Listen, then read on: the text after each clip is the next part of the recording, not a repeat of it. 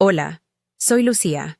Pagué hasta el último centavo por la boda de ensueño de mi hermana, una fiesta de más de $50,000 en una hacienda de lujo, y mi recompensa fue una silla en la mesa del personal.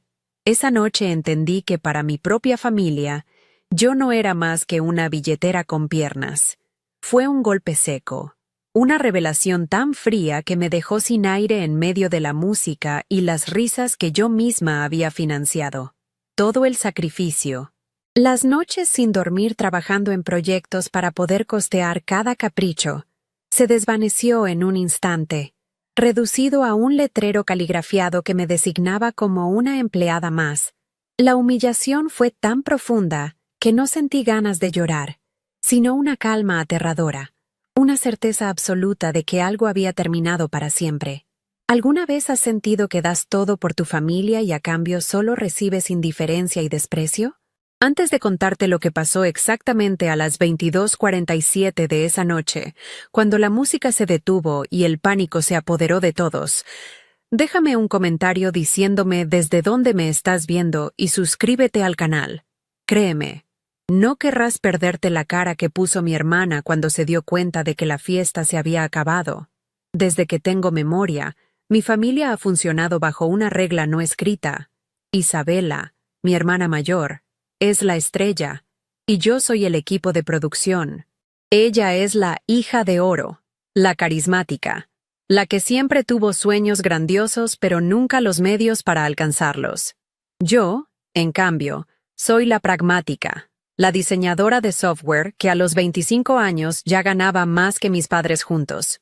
Mi éxito nunca fue motivo de celebración, sino una fuente de recursos que ellos consideraban suya por derecho.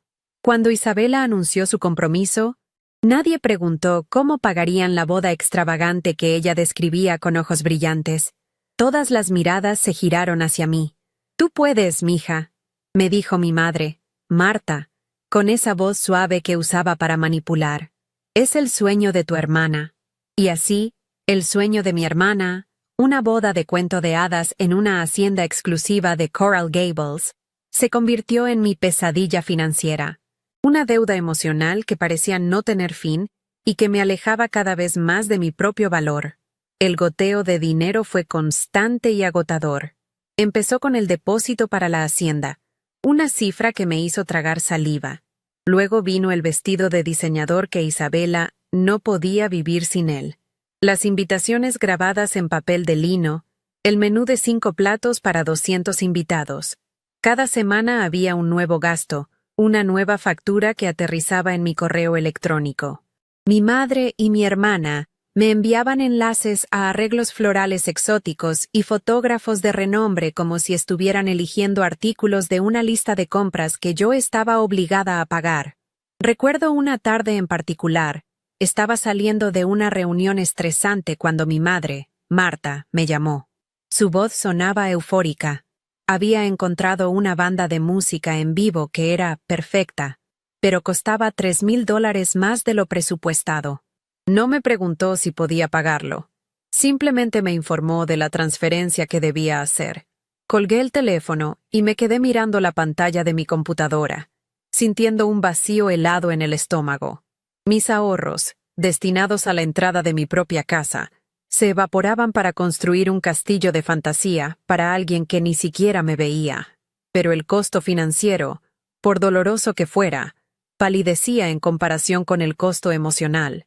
Me excluyeron sistemáticamente de toda la alegría de la planificación. Nunca me invitaron a las pruebas del vestido, a las degustaciones del pastel o a elegir la decoración. Veía las fotos que publicaban en sus redes sociales. Mi madre y mi hermana riendo, abrazadas, eligiendo flores, mientras yo estaba encerrada en mi oficina hasta tarde, depurando código para poder pagar por esos mismos lujos. En las raras ocasiones en que intenté participar, mis opiniones eran descartadas con una condescendencia hiriente. Una vez sugerí un tono de azul más sutil para los manteles, y mi madre me silenció con un gesto. «Ay, Lucía, de estas cosas nos encargamos nosotras. Tú concéntrate en tu trabajo, que es lo importante». El mensaje era inequívoco. Mi única función era la de proveedora. Era la productora invisible de una película en la que no tenía ni un solo diálogo. Un fantasma cuyo único propósito era financiar la felicidad de los demás. Una semana antes de la boda, sucedió algo que, por un breve y estúpido momento, me dio esperanzas. Mi teléfono sonó y era Isabela. Mi corazón dio un vuelco. Quizás llamaba para agradecerme, para reconocer el enorme sacrificio que estaba haciendo. Su voz era melosa, casi infantil. Lucy, hermanita, ¿cómo estás? Hacía meses que no me preguntaba algo tan simple. Me aferré a esa pequeña migaja de afecto, pero la ilusión se rompió en segundos. Resulta que se había olvidado por completo de los recuerdos para los invitados y de las canastas de bienvenida para la familia que venía de fuera. Era otro gasto imprevisto de $2,000. Lo siento tanto, se me pasó, dijo con una risa nerviosa. Pagué, como siempre. Antes de colgar, me lanzó un rápido, gracias, eres la mejor, te debo una. Pero la promesa sonó hueca, vacía, como una línea de un guión mal aprendido. Esa noche no pude dormir. Me senté en mi balcón en Brickell, mirando las luces de la ciudad, y por primera vez, una idea fría y afilada tomó forma en mi mente. Abrí la aplicación de notas de mi teléfono y escribí un borrador de correo electrónico. Un plan de contingencia, por si acaso. El día de la boda llegó envuelto en un sol radiante de Florida. La hacienda en Coral Gables era espectacular. Un paraíso de jardines cuidados y arquitectura colonial que gritaba lujo por cada rincón. Todo era perfecto, impecable, y cada detalle, desde las orquídeas que adornaban el altar hasta las copas de cristal tallado, había sido pagado por mí. Llevaba un vestido sencillo y elegante que me había comprado en una pequeña boutique, pero nadie lo notó.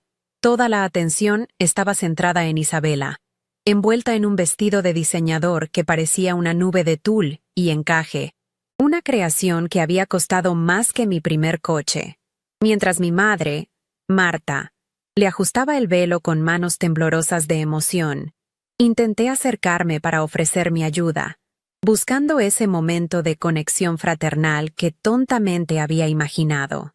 Isabela me apartó la mano con un gesto brusco. Cuidado, Lucía, lo vas a arruinar. Que lo haga mamá. Mi madre me lanzó una mirada de advertencia, una orden silenciosa para que me mantuviera al margen. Me retiré a un rincón, sintiéndome invisible, como un fantasma en mi propia familia. La ceremonia fue un borrón de música clásica y promesas susurradas. Observé desde mi asiento en la tercera fila cómo mi padre, Javier, entregaba a mi hermana en el altar. Su rostro reflejaba un orgullo inmenso, pero no me había dirigido la mirada en todo el día, como si yo fuera parte del mobiliario. Mientras Isabela y su ahora esposo intercambiaban los anillos, mi mente se desvió. Recordé el día de mi graduación universitaria, cuando me recibí con los más altos honores.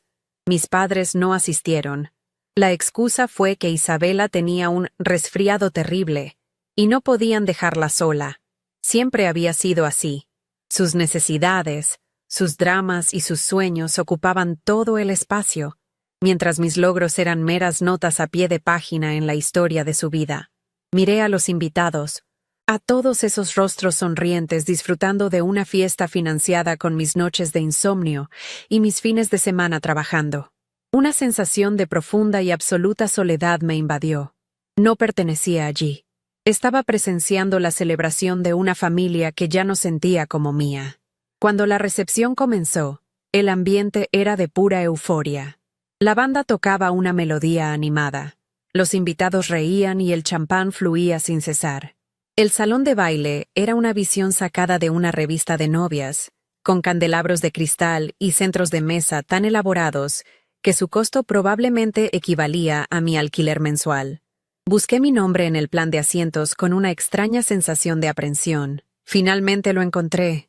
Mi mesa estaba en el rincón más alejado del salón, justo al lado de las puertas batientes que conducían a la cocina, por donde los meseros entraban y salían con un ruido constante. Y sobre el mantel blanco, perfectamente colocado en el centro, Había un pequeño letrero con una caligrafía elegante. Al principio, mis ojos no registraron las palabras, pero luego leí: Mesa de los niños y el personal. Me quedé paralizada, sintiendo cómo la sangre se me helaba en las venas. Pensé que debía ser un error, una broma de mal gusto.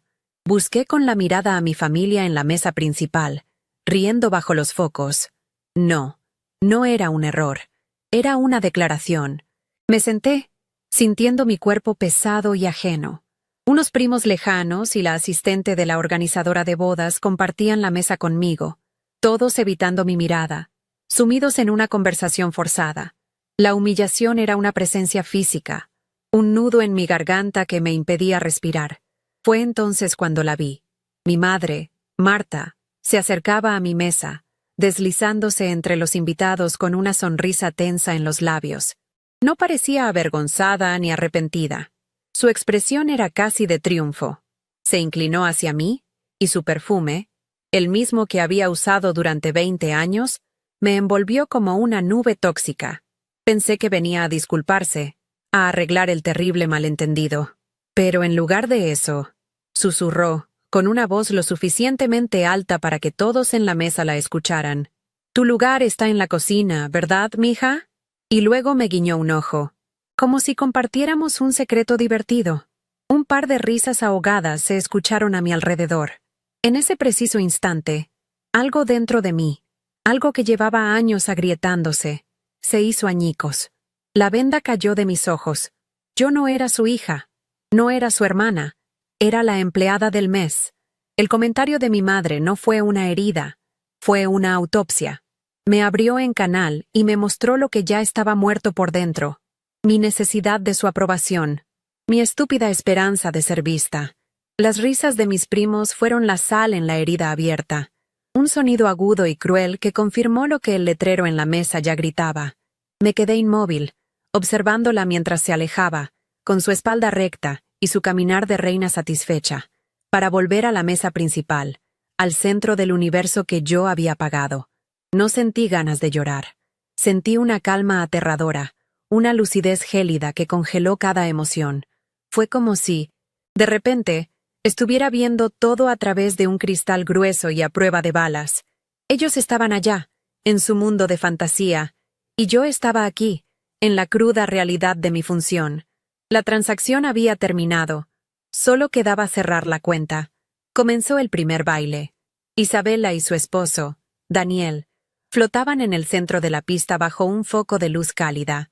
Se veían como una pareja de revista, perfectos, radiantes, una imagen de felicidad comprada con mi sudor. Pero al mirarla, ya no veía a mi hermana. Veía a una extraña, una actriz interpretando el papel principal en una obra que yo había producido y de la que ni siquiera me habían dado el programa.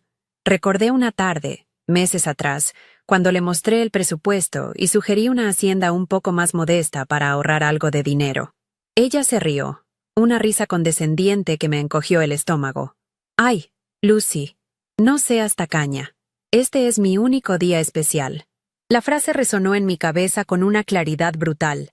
Su día especial, mi año de infierno, cada sacrificio, cada noche en vela, cada dólar ganado con esfuerzo se había transformado en el tul de su vestido y las burbujas de su champán. Y para ella, yo no era más que el medio para un fin. Desde la mesa principal, mi padre, Javier, me miró por un instante. Sus ojos se encontraron con los míos y vi un destello de algo que podría haber sido vergüenza. Esbozó una sonrisa débil, casi una mueca, antes de desviar la mirada rápidamente hacia la pareja que bailaba. Su pasividad me golpeó con más fuerza que la crueldad activa de mi madre. Él siempre había sido así, un espectador silencioso de la dinámica familiar, un cómplice por omisión. Su silencio era un grito que decía que aprobaba el trato, que estaba de acuerdo con mi rol de cajero automático. Sabía perfectamente que ellos no tenían cómo pagar ni una fracción de esa fiesta. Su orgullo de padre, el que exhibía esa noche, estaba financiado íntegramente por la hija a la que ni siquiera podía sostenerle la mirada.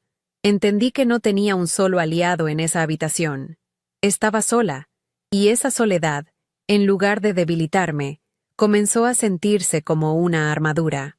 Un mesero se acercó a nuestra mesa, la del personal y los niños perdidos. Su trato era eficiente pero impersonal, notablemente diferente al tono reverencial que usaba con los invitados de las mesas principales. ¿Van a ordenar la cena?, preguntó sin mirarnos realmente. Era otra microagresión, otra confirmación de mi estatus en esa farsa.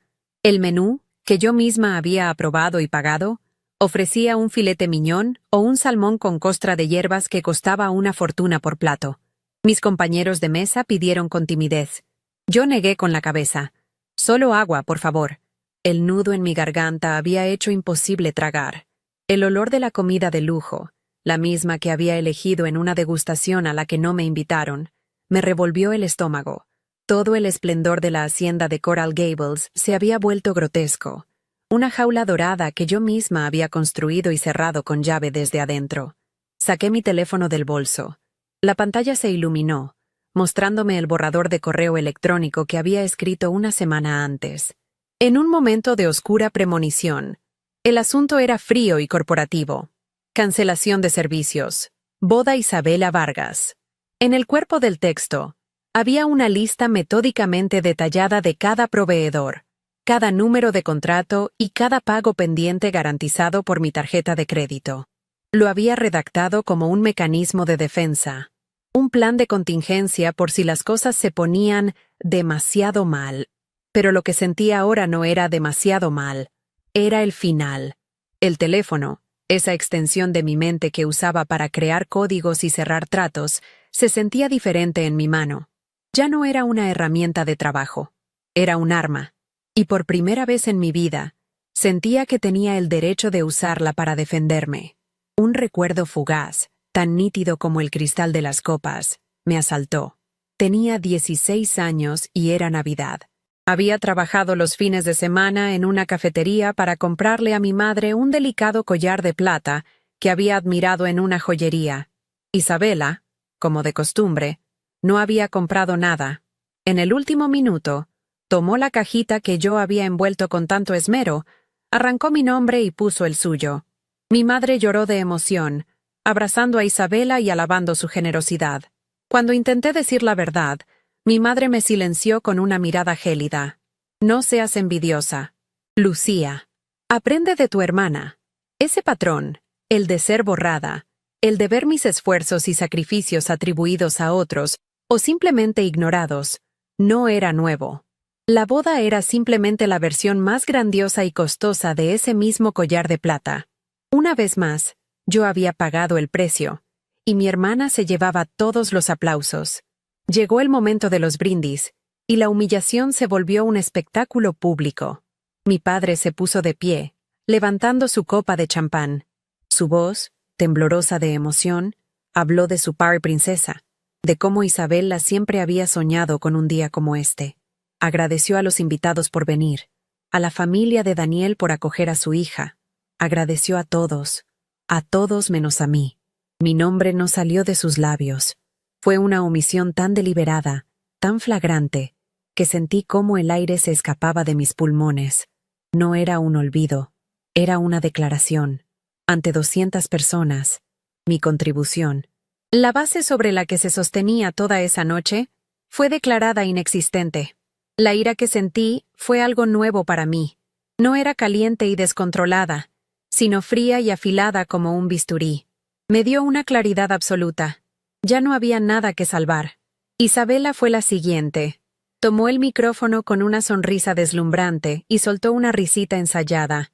«Quiero agradecer a mis maravillosos padres por darme la boda de mis sueños», dijo, mirando a Marta y Javier con lágrimas fingidas en los ojos. La audacia de la mentira me dejó sin aliento. Mis padres, con sus deudas y su modesto sueldo de maestros, no podrían haber pagado ni las servilletas de lino.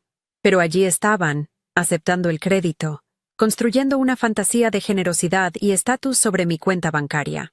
Estaban vendiendo una imagen a sus amigos y familiares, una imagen de éxito y opulencia que no les pertenecía.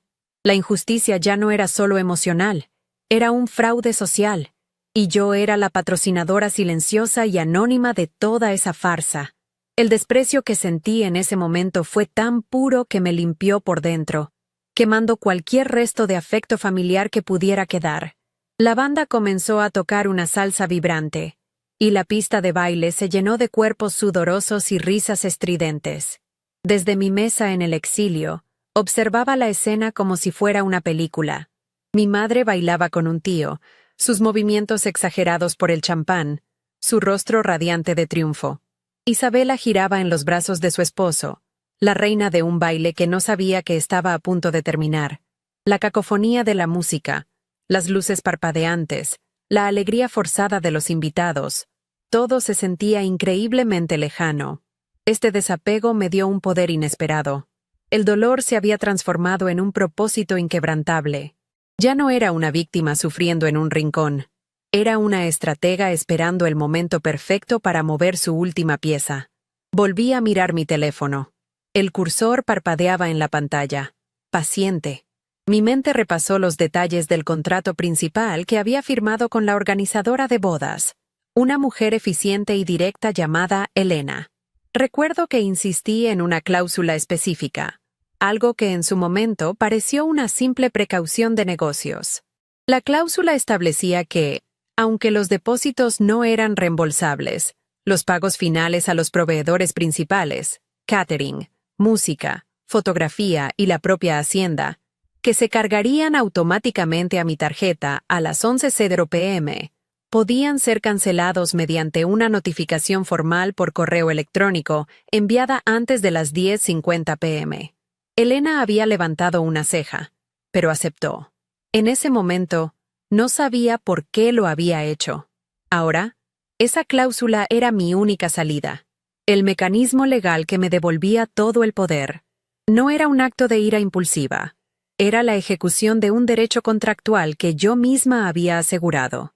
El reloj digital en la pantalla de mi teléfono marcaba las 22:35. Tenía 15 minutos. Levanté la vista por última vez, haciendo un barrido final del salón.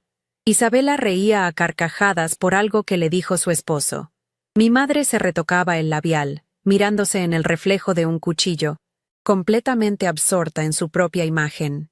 Mi padre conversaba animadamente con su nuevo consuegro, dándome la espalda. Ninguno me veía, ninguno se preocupaba por buscarme. Para ellos, mi presencia había cumplido su función en el momento en que se procesó el último pago.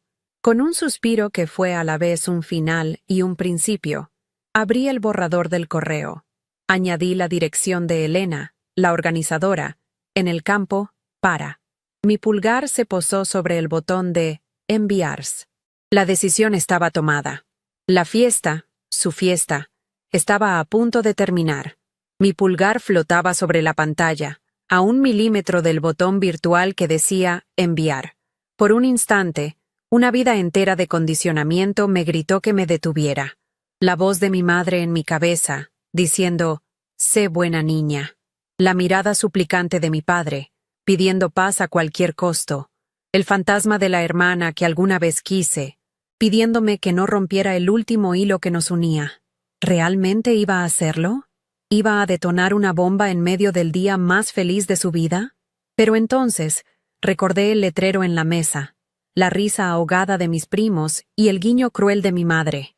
El día más feliz de su vida había sido construido sobre los escombros de la mía. No era una venganza, era un ajuste de cuentas. No era un acto de maldad, era el primer acto de amor propio de mi vida. Con un temblor casi imperceptible en la mano, presioné la pantalla. Hecho. El correo se había ido. No hubo un estallido de truenos ni un cambio dramático en la atmósfera. La música siguió sonando, la gente siguió riendo y el champán siguió fluyendo. El correo electrónico, con su carga de consecuencias financieras y sociales, se deslizó silenciosamente a través de la red. Una serpiente digital en un jardín del Edén artificial. Me recosté en mi silla, sintiendo un vacío absoluto. No era alivio ni alegría. Era la calma que sigue a una amputación. Había cortado una parte de mí que estaba gangrenada, una parte que me estaba matando lentamente. Miré a mi familia en la mesa principal, tan ajenos a la tormenta que se avecinaba. Por primera vez, No sentí el anhelo de estar con ellos. Solo los veía como lo que eran, extraños a los que les había financiado una noche de fantasía. La conexión se había roto, y el silencio que dejó a su paso era, extrañamente, pacífico. Por un segundo, el pánico intentó abrirse paso. ¿Y si me había equivocado? ¿Y si esto era una reacción desproporcionada a una serie de torpes, aunque crueles, desaires? Mi mente, en un último intento de sabotaje, me trajo un recuerdo de la infancia. Isabela defendiéndome de un bravucón en el patio de la escuela. ¿Dónde había quedado esa chica? ¿Cuándo se había transformado en esta extraña egocéntrica? Pero la nostalgia fue ahogada por una avalancha de recuerdos más recientes.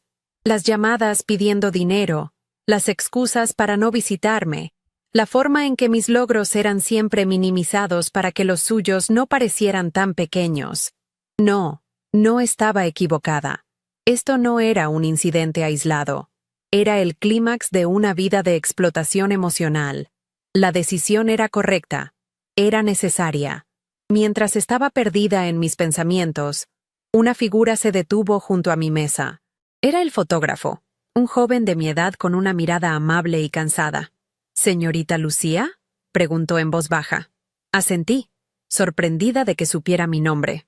Solo quería decirle que la configuración de luces que sugirió para el jardín quedó increíble. Gracias. Normalmente, el cliente no tiene tan buen ojo para los detalles técnicos. Me quedé sin palabras. Un completo extraño. Un proveedor al que había contratado. Me estaba mostrando más respeto y reconocimiento en 30 segundos que mi familia en toda la noche. Le di una sonrisa genuina. La primera en horas. Gracias a ti por tu trabajo, le dije. Su simple comentario fue como un bálsamo. Una confirmación externa de que yo no estaba loca. De que mi contribución era real y valiosa, aunque fuera invisible para aquellos que debían verla más que nadie. El fotógrafo se alejó, volviendo a su tarea de capturar sonrisas falsas y momentos fabricados. Su breve interacción me ancló de nuevo en la realidad y en mi propósito. El reloj de mi teléfono marcaba las 22:42. Quedaban 5 minutos para que la cláusula del contrato se activara y la notificación de cancelación llegara a todos los proveedores simultáneamente. La organizadora de bodas, Elena, recibiría mi correo y, según nuestras conversaciones previas, actuaría de inmediato y sin sentimentalismos. Ella era una mujer de negocios, y yo había sido su cliente. Un cliente que había pagado puntualmente cada depósito, y que ahora ejercía un derecho contractual. Pensé en la banda de música, en el personal del catering preparando la mesa de postres, en el barman sirviendo cócteles caros. Todos ellos estaban a punto de recibir la orden de detenerse. El efecto dominó estaba a punto de comenzar. Mi mirada se posó en la mesa de postres. Era una obra de arte barroca. Una montaña de pasteles en miniatura, macarrones de colores pastel y una fuente de chocolate que fluía como una cascada oscura y sedosa. Había costado más de $3,000.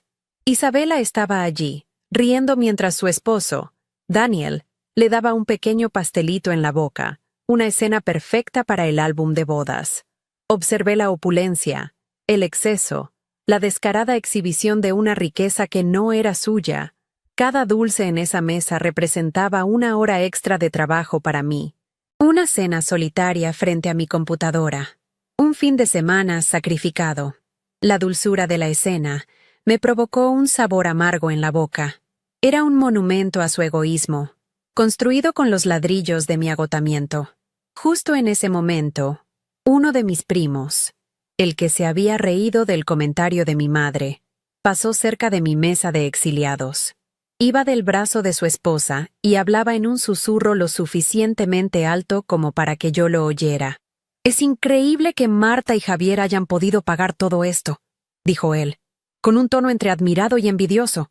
Su esposa soltó una risita condescendiente. «No fueron ellos. Tonto. Fue la otra hermana, la del dinero.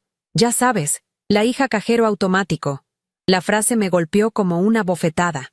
La hija cajero automático. Así me veían. No como Lucía, no como su prima, no como una persona. Era un objeto, una función, Una máquina dispensadora de dinero sin sentimientos ni dignidad. Cualquier duda, cualquier rastro de culpa que pudiera haber sentido, se evaporó en ese instante, quemada por la incandescente certeza de que había hecho lo correcto. El reloj marcaba las 22:45. 2 minutos. Mi corazón comenzó a latir con fuerza, un tambor sordo contra mis costillas. No era miedo, era adrenalina. La anticipación era casi insoportable. Miré a la banda, que acababa de empezar una versión enérgica de una canción popular. Los invitados inundaban la pista de baile, moviéndose al ritmo, completamente inconscientes del precipicio al que se acercaban. Mi padre estaba en un círculo con sus amigos, gesticulando con una copa de whisky en la mano, su rostro enrojecido por el alcohol y el orgullo. Mi madre seguía siendo el centro de su propio universo, recibiendo cumplidos con una falsa modestia. Estaban todos atrapados en su burbuja de felicidad comprada, y yo sostenía el alfiler que estaba a punto de reventarla. Entonces la vi. Al otro lado del salón, cerca de la entrada principal, apareció Elena, la organizadora de la boda. Su rostro, normalmente compuesto y profesional, era una máscara de seriedad.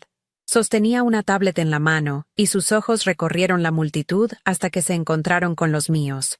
Hubo un brevísimo instante de conexión, un asentimiento casi imperceptible que lo confirmó todo. Había recibido el correo. El plan estaba en marcha. No se dirigió a mi familia. En lugar de eso, comenzó a caminar con paso rápido y decidido hacia el escenario donde tocaba la banda.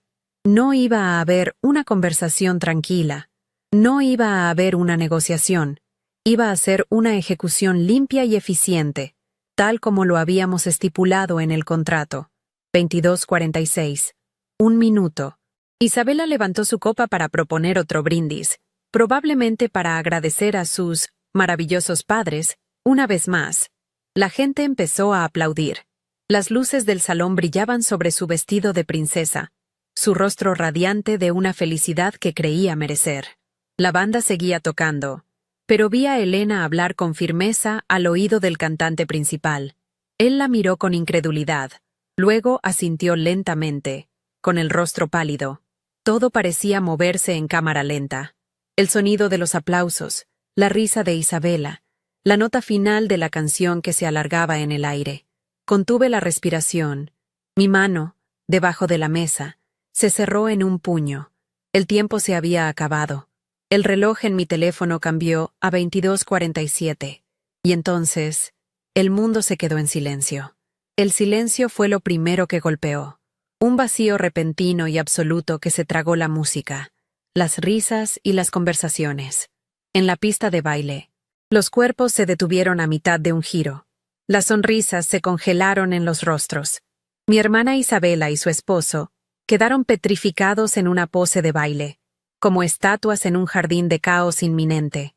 El murmullo confuso de 200 invitados llenó el salón, una ola de ¿qué pasó? ¿Y se fue la luz? Desde mi rincón, en la mesa del personal, yo no me moví. Sentía el latido de mi corazón como un martillo contra mis costillas. Pero mi rostro era una máscara de serenidad. Era el primer temblor, la primera grieta en la fachada de su mundo perfecto. La fiesta, tal como la conocían, había terminado oficialmente. La confusión inicial de los invitados rápidamente se transformó en una visible irritación en la mesa principal. Vi a mi padre, Javier, fruncir el ceño y mirar hacia el escenario, como si un simple gesto de desaprobación pudiera reanudar la música. Mi madre, Marta, escaneaba la sala con una mirada de águila. Su sonrisa de anfitriona perfecta se había agriado hasta convertirse en una línea tensa. Para ellos, esto era un inconveniente, un fallo técnico que empañaba su gran noche. Isabela parecía una niña a la que le hubieran quitado su juguete favorito. Su rostro reflejaba un enfado petulante. Ninguno de ellos sospechaba la verdad. Observé cada una de sus reacciones, catalogándolas con una frialdad clínica, sintiendo cómo se ensanchaba el abismo que me separaba de ellos. Ya no eran mi familia. Eran los sujetos de un experimento que yo misma había puesto en marcha. Fue entonces cuando Elena, la organizadora de la boda, Subió al escenario y tomó el micrófono de las manos del cantante, cuya cara era un poema de desconcierto. La profesionalidad de Elena era su armadura. Su voz resonó en el salón, tranquila pero cargada de una autoridad inquebrantable. Damas y caballeros, les pido un momento de su atención, por favor. Inmediatamente, todos los ojos se clavaron en ella. El murmullo cesó. La tensión en el aire se podía cortar con un cuchillo. Mi familia la miraba, esperando que anunciara una solución, que pidiera disculpas por el contratiempo. Pero yo sabía que no iba a haber disculpas. Iba a haber consecuencias. Aferré el borde de mi silla bajo el mantel, mis nudillos blancos por la presión. El momento había llegado. Mientras Elena se preparaba para hablar, noté un movimiento coordinado en la periferia de mi visión. En la parte trasera del salón, el equipo de catering, que momentos antes estaba dando los toques finales a la extravagante mesa de postres, se detuvo en seco. El chef principal salió de las puertas de la cocina, con el teléfono en la mano, y tras una breve mirada, hizo un gesto cortante a su personal. Con una eficiencia silenciosa y brutal, comenzaron a cubrir los delicados pasteles con film transparente. El sonido más desolador fue el suave zumbido de la fuente de chocolate al ser apagada. El río de chocolate se detuvo. Era una señal visual inequívoca. La fiesta no continuaría. La opulenta exhibición, pagada con mi dinero, estaba siendo desmantelada pieza por pieza ante los ojos de todos. Mi madre, Marta, fue la primera de mi familia en darse cuenta. Su mirada pasó de la irritación al pánico cuando vio a los camareros empezar a retirar las bandejas de postres intactas. Se levantó de la mesa principal con un movimiento brusco y se dirigió hacia ellos. Su caminar era el de una reina cuyo decreto había sido ignorado. «¿Disculpe? ¿Qué cree que está haciendo?», le espetó a un joven camarero que se llevaba un carrito con cientos de macarrones. El joven la miró sin expresión. Luego dirigió su vista a su jefe, y simplemente continuó su camino, dejándola plantada en medio del salón. Por primera vez en su vida, quizás, Marta fue completamente ignorada. Su estatus, su autoridad de madre de la novia, se había evaporado. El poder había cambiado de manos. El desmantelamiento se extendió como una plaga silenciosa. Al otro lado del salón, el fotógrafo y su asistente comenzaron a guardar su equipo con una prisa que no dejaba lugar a dudas. Los flashes se guardaron, los trípodes se plegaron, y el sonido metálico de los cierres de los maletines de las cámaras resonó en el silencio tenso. No estaban tomando un descanso, estaban terminando su trabajo.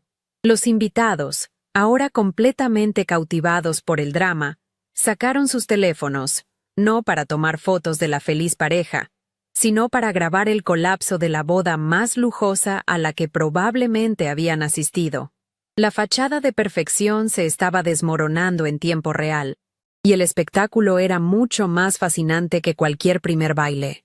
En el escenario, la voz de Elena volvió a sonar, clara y sin una pizca de emoción. Debido a una cancelación contractual de los pagos finales, todos los servicios para esta noche, incluyendo música, catering, fotografía y el alquiler del local, han sido suspendidos con efecto inmediato. Un jadeo colectivo recorrió la sala.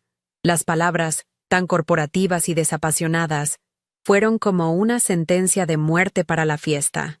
Busqué el rostro de Isabela. La incredulidad luchaba contra la comprensión en sus ojos.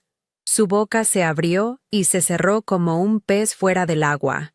Se giró hacia nuestros padres, su expresión suplicando una explicación, una negación, cualquier cosa que hiciera que esto no fuera real.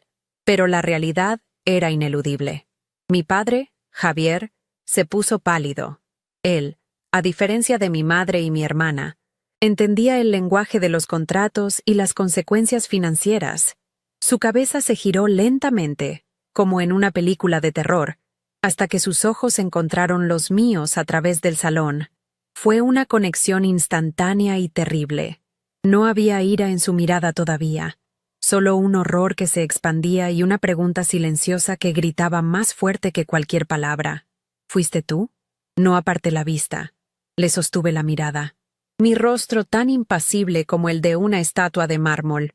No necesitaba confesar. Él ya lo sabía. La acusación había sido lanzada y recibida en el silencio más absoluto.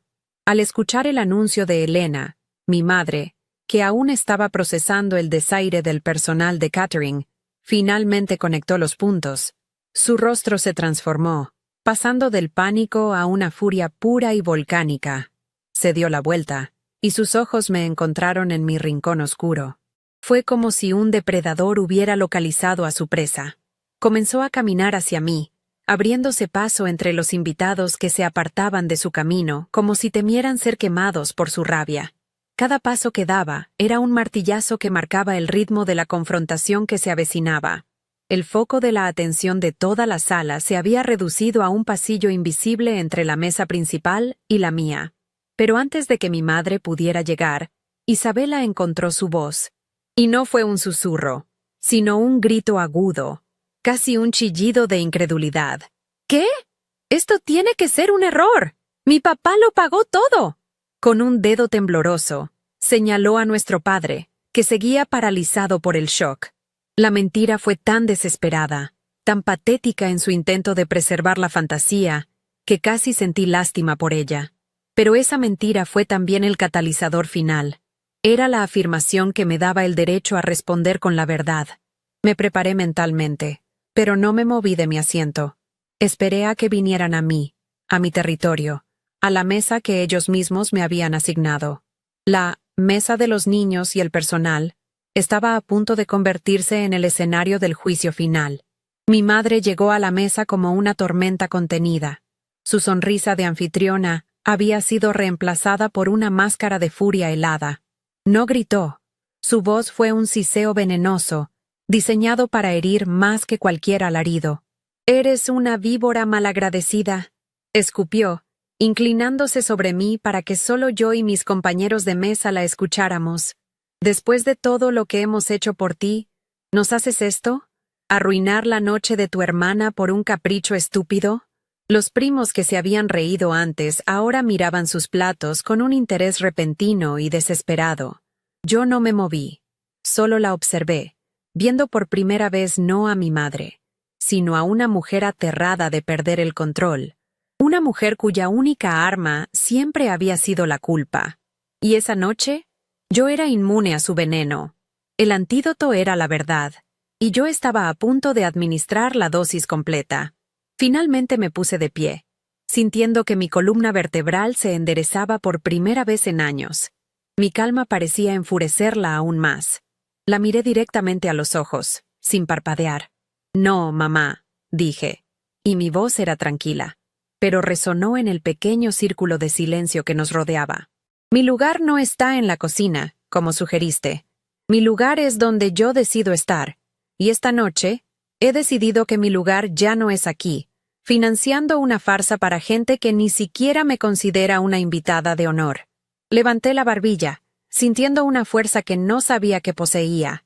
La gratitud es un camino de 2 vías, y este camino ha estado bloqueado en una sola dirección durante demasiado tiempo. El color desapareció del rostro de mi madre. Había esperado lágrimas, súplicas, una disculpa. No esperaba una rebelión. No esperaba que la empleada del mes finalmente renunciara.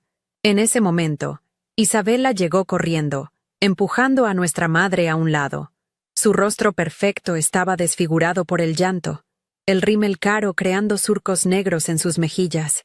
Parecía una muñeca rota. «¿Cómo pudiste?», gritó, su voz aguda y temblorosa, atrayendo la atención de todos los que aún no estaban mirando. «Has arruinado el día más importante de mi vida». Su acusación flotó en el aire, cargada de una vida entera de egoísmo y derecho adquirido. Intentó agarrarme del brazo, como si un contacto físico pudiera forzarme a deshacer lo que había hecho, a rebobinar el tiempo y volver a ser la hermana sumisa que siempre había conocido. Pero yo me aparté con un movimiento suave, casi perezoso. Su histeria se estrelló contra mi serenidad como una ola contra una roca, rompiéndose en una espuma inútil de rabia y autocompasión. La miré, no con odio, sino con una especie de lástima distante. Ya no veía a mi hermana, solo a una extraña atrapada en la jaula dorada que yo había pagado. Mi voz, cuando hablé, fue tan baja que tuvo que inclinarse para oírme, lo que hizo la declaración aún más íntima y devastadora.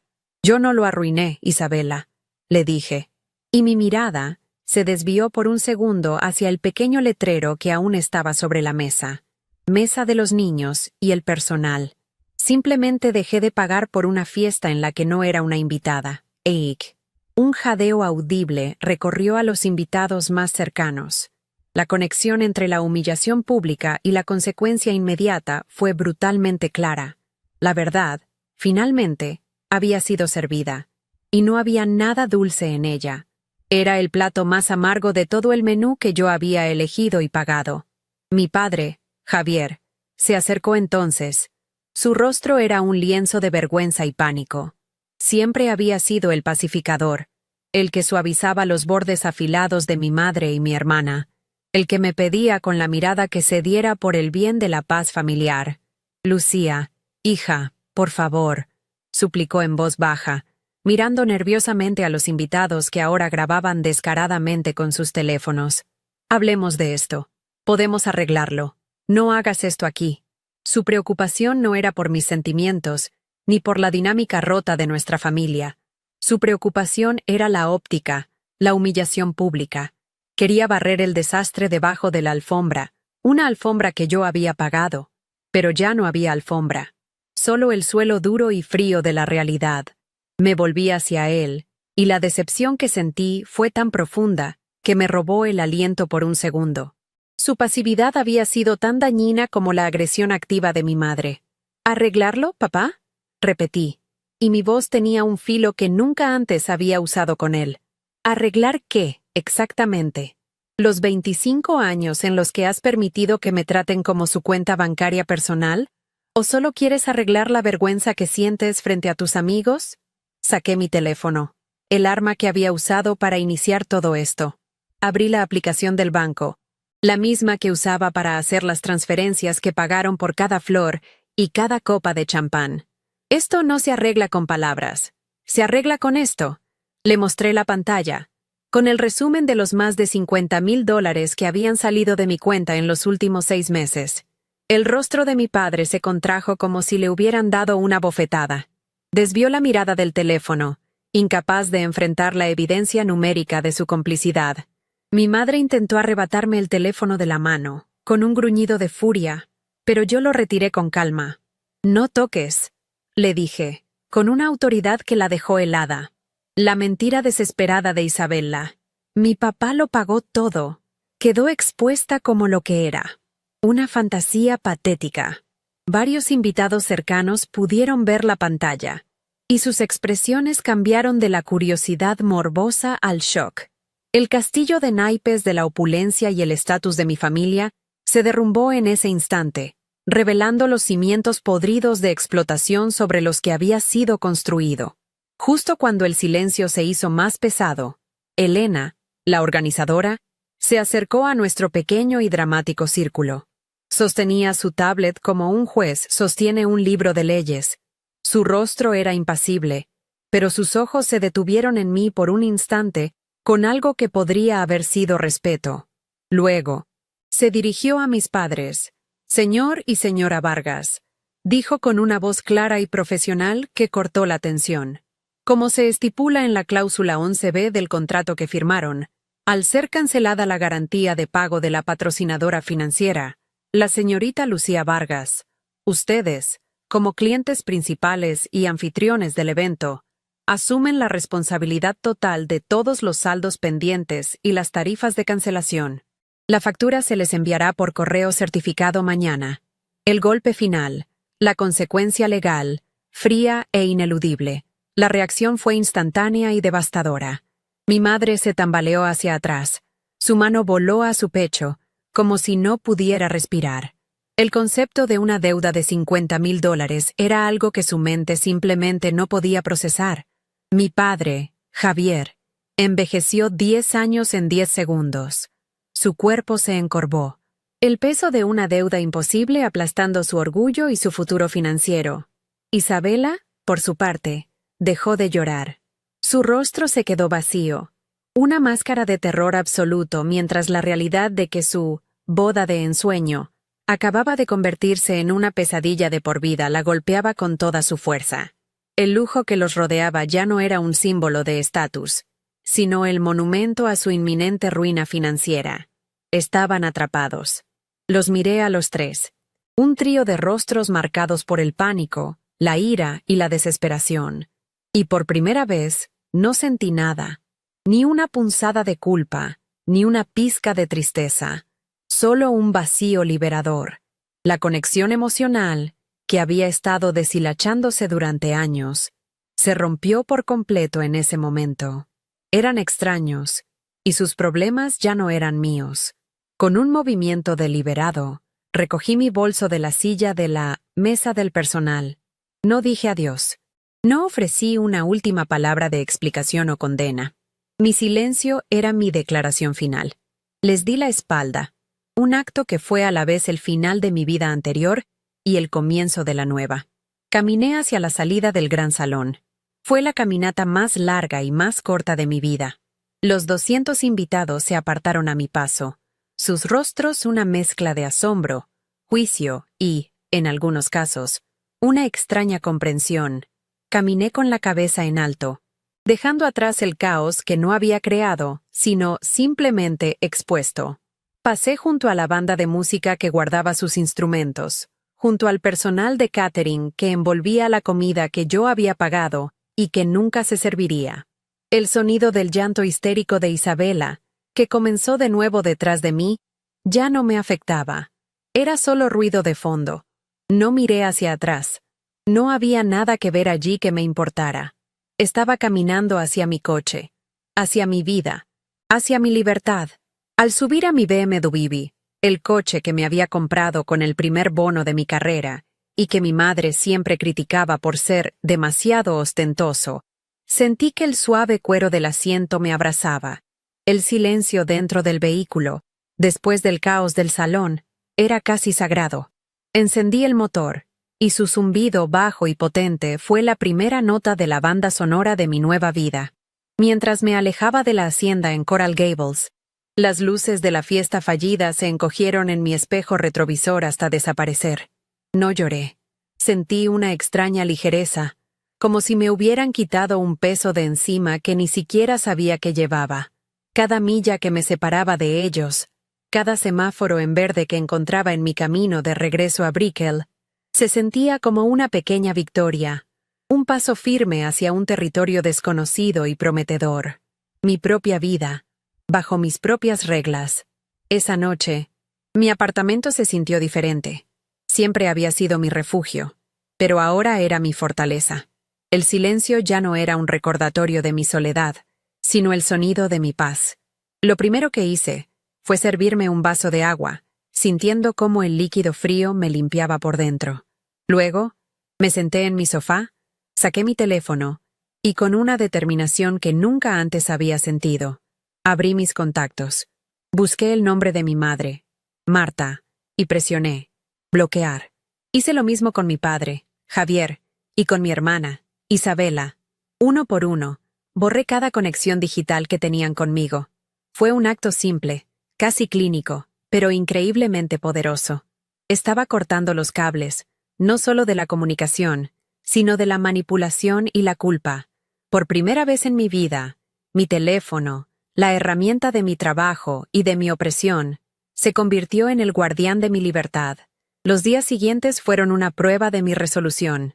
La embestida llegó, tal como esperaba. Mensajes de texto de números desconocidos, correos electrónicos de tías y primos lejanos que nunca me hablaban, todos con el mismo guión. Tu madre está destrozada. Isabela no para de llorar. ¿Cómo pudiste ser tan cruel? Eran misiles de culpa diseñados para derribar mis defensas y arrastrarme de vuelta al redil familiar. Leí los primeros, sintiendo una vieja punzada de obligación, pero luego recordé el letrero en la mesa y el desprecio en sus ojos. Borré cada mensaje sin responder. La crueldad, me di cuenta, no fue cancelar una fiesta. La verdadera crueldad había sido permitir que me usaran como un objeto inanimado durante años. esperando que nunca me diera cuenta de mi propio valor. Su pánico no era por mi bienestar, sino por la pérdida de su fuente de ingresos. Las consecuencias financieras para ellos fueron exactamente las que Elena, la organizadora, había predicho. Un par de semanas después, me enteré a través de un primo que sí me respetaba y que me llamó para ofrecerme su apoyo, que la factura total, incluyendo las penalizaciones por cancelación, ascendía a casi $60,000. Mis padres, con sus sueldos de maestros y sin ahorros significativos, no tuvieron más opción que sacar una segunda hipoteca sobre la casa familiar en Westchester, la casa donde crecí. La vergüenza social fue brutal. La historia de la boda que se apagó se convirtió en la comidilla de su círculo de amigos y familiares. El estatus que habían intentado comprar con mi dinero se convirtió en una deuda que los marcaría por años. Un recordatorio constante y humillante del precio real de su arrogancia. Mientras ellos se hundían en las deudas, yo comencé a flotar. Por primera vez, mi cuenta bancaria era mía. El dinero que ganaba con tanto esfuerzo ya no se desviaba para financiar los caprichos de otros.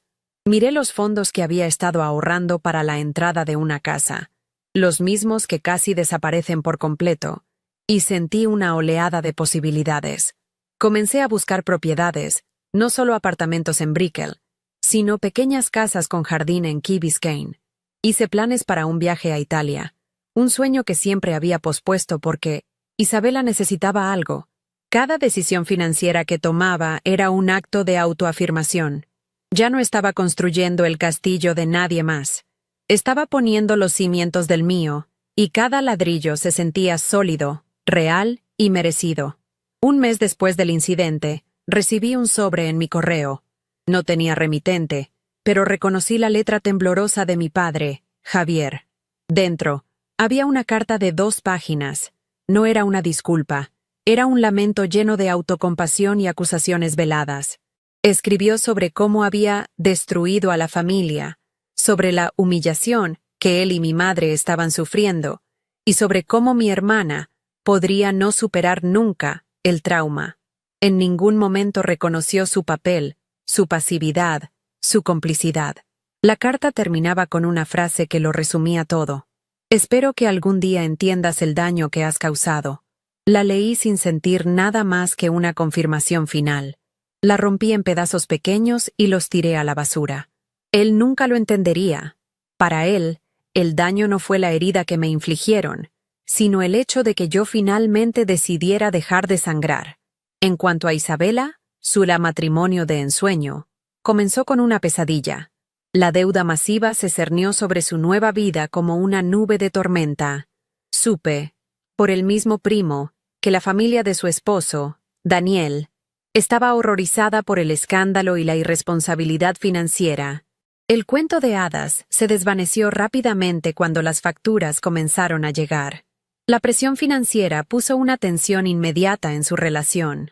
El lujoso apartamento que habían planeado alquilar se convirtió en uno mucho más modesto. La luna de miel en Bora Bora fue cancelada. La vida perfecta que había construido sobre mis espaldas se derrumbó en cuanto tuvo que sostenerla por sí misma. Su estatus de hija de oro se oxidó, revelando el metal barato que había debajo. Mi madre, Marta, fue la que más perdió, porque su identidad entera estaba invertida en la imagen de una matriarca exitosa y generosa. Sin mi dinero para financiar sus fantasías, y con su reputación social hecha trizas, se quedó sin nada. Perdió el control sobre mí, que era su verdadera fuente de poder. Perdió la admiración de sus amigas, que ahora susurraban a sus espaldas. Se convirtió en una figura trágica en su propia narrativa. Una reina destronada en un reino que nunca fue realmente suyo. Su intento de ponerme en mi lugar, en la cocina, resultó en que ella perdiera el suyo en el centro del escenario. La ironía era tan amarga como justa. 6 meses después, firmé los papeles de mi primera casa. Una pequeña villa con un jardín lleno de bugambillas en Key Biscayne. Mientras estaba sentada en el porche vacío, con las llaves en la mano, miré mi teléfono. No había mensajes de ellos. No había llamadas perdidas. Solo silencio.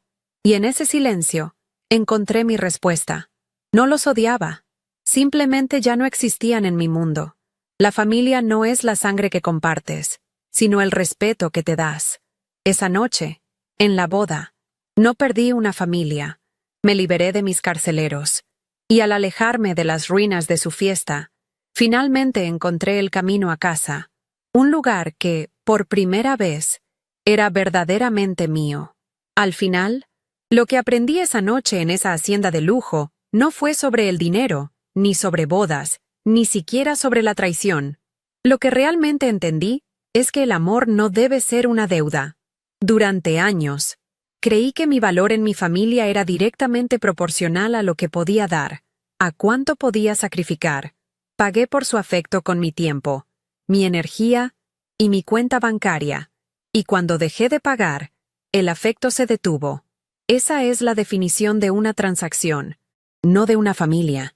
La lección más dolorosa y liberadora de mi vida fue darme cuenta de que no estás obligado a prenderte fuego para mantener a otros calientes. Mi amor propio no podía seguir siendo el combustible para la hoguera de su vanidad. Tenía que elegirme a mí, porque nadie más lo iba a hacer. Muchos de nosotros tenemos una mesa del personal en nuestras vidas. Quizás no es una mesa literal en una boda, pero es ese lugar al que nos relegan cuando dejamos de ser útiles. Es el momento en que solo te llaman cuando necesitan algo, cuando tus logros son minimizados para que otros no se sientan pequeños, o cuando se espera que soluciones problemas que no creaste. Es ese rincón emocional donde te sientas, sintiéndote invisible, mientras los demás celebran en la mesa principal con la felicidad que tú ayudaste a construir. Reconocer esa mesa es el primer paso, pero el más importante, el que lo cambia todo, es tener el coraje de levantarte, darte la vuelta y caminar hacia la salida sin mirar atrás. Tu dignidad no es negociable, y no merece ser relegada a los márgenes de la vida de nadie. La gente a menudo confunde la bondad con la debilidad. Yo era la buena hija, la hermana generosa, y por eso creyeron que podían pisotearme sin consecuencias. Pero la verdadera fuerza no siempre grita. A veces, es un clic silencioso en un teléfono.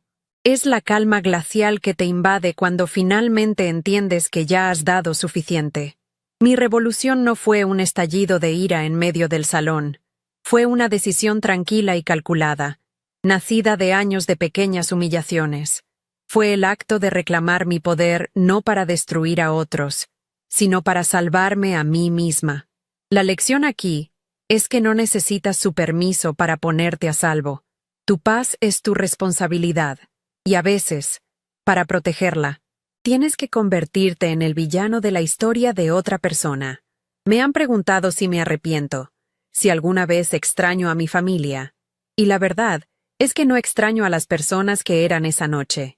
Extraño la idea de una familia, el sueño de un amor incondicional que nunca tuve. Pero no puedes construir una vida sobre los cimientos de una fantasía. Romper con ellos no fue un acto de odio, sino el acto de amor propio más grande de mi vida. Fue como una amputación necesaria, dolorosa, brutal, pero indispensable para detener la infección que se estaba extendiendo por toda mi existencia. A veces, la única forma de sanar es cortar de raíz lo que te está envenenando, incluso si lleva tu misma sangre. La soledad que sigue es 1000 veces más saludable que la compañía que te destruye. Cuando estableces un límite, prepárate para que aquellos que se beneficiaban de que no tuvieras ninguno te acusen de ser egoísta. Te dirán que has cambiado, que eres cruel. Te llamarán para decirte que estás destruyendo a la familia. Lo que realmente quieren decir es que estás destruyendo su comodidad, su acceso ilimitado a tu energía y recursos. Entender esto es fundamental. Poner un límite no es un acto de agresión, es un acto de autoconservación. Es construir una valla no para mantener a la gente fuera, sino para proteger el jardín que estás tratando de cultivar dentro de ti. Y si alguien se ofende por esa valla, es porque disfrutaba demasiado de pisotear tus flores. El dinero, al final, solo fue el catalizador. Fue el lenguaje que mi familia entendía, así que fue el lenguaje que usé para dar mi mensaje final. Pero la verdadera riqueza que recuperé esa noche no estaba en mi cuenta bancaria. Estaba en la libertad de despertarme por la mañana y saber que mi día me pertenecía. Estaba en la paz de mi nueva casa. Un santuario construido no sobre el sacrificio, sino sobre el respeto propio. La opulencia de esa boda era falsa, un cascarón vacío. La verdadera abundancia es tener el control de tu propia vida. Es saber que tu valor no está en lo que puedes ofrecer a los demás, sino en quién eres cuando no estás dando nada en absoluto. Mi historia no es solo sobre una boda desastrosa, es sobre el momento en que decides que mereces ser la protagonista de tu propia vida, no una actriz de reparto en la de alguien más. Es sobre el poder que se encuentra al decir, basta. Si has llegado hasta aquí, es probable que algo en mi experiencia haya resonado contigo. Quizás tú también has estado sentado en una mesa que no te corresponde, sintiéndote invisible. ¿Alguna vez has tenido que tomar una decisión radical para recuperar tu paz? Si mi historia te ha tocado de alguna manera, suscríbete al canal y déjame un comentario contándome tu experiencia. A veces, compartir nuestras batallas es el primer paso para ganarlas y darnos cuenta de que no estamos solos en esta lucha por el respeto.